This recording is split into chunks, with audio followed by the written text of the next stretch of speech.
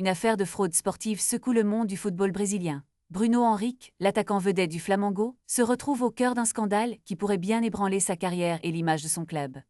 Accusé d'avoir intentionnellement reçu un carton jaune lors d'un match crucial contre Santos en novembre 2023, Henrique est maintenant confronté à un jugement au Brésil.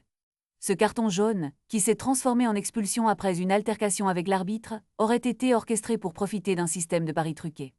Selon les révélations de l'agence France Presse, des preuves accablantes ont été découvertes sur le téléphone de son frère, Wonder Nunes, qui est également impliqué dans cette affaire. Les deux frères devront répondre de leurs actes devant la justice dans un délai de 10 jours. Les investigations menées par la police brésilienne révèlent des échanges de messages compromettants où Wonder aurait encouragé Bruno à commettre cette faute dans le but de maximiser leurs gains financiers. Ce système de paris planifié, avec des comptes ouverts le jour même du match, soulève des questions sur l'intégrité du sport. Alors que Bruno Henrique a réussi à participer à la Coupe du monde des clubs aux États-Unis malgré ses accusations, le regard du monde du football est désormais tourné vers lui. Que se passera-t-il si la justice décide de condamner ce joueur emblématique? Cette affaire n'est pas seulement une question de fraude, mais aussi de loyauté, de trahison et de la face cachée des jeux d'argent dans le sport.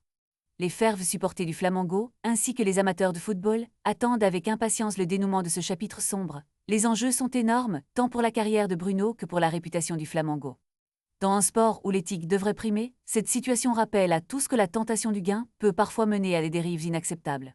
La lumière sera-t-elle faite sur cette affaire avant que le prochain match ne débute? Le futur de Bruno Henrique et de son entourage est en jeu, et le verdict pourrait bien redéfinir les frontières du fair-play dans le football brésilien.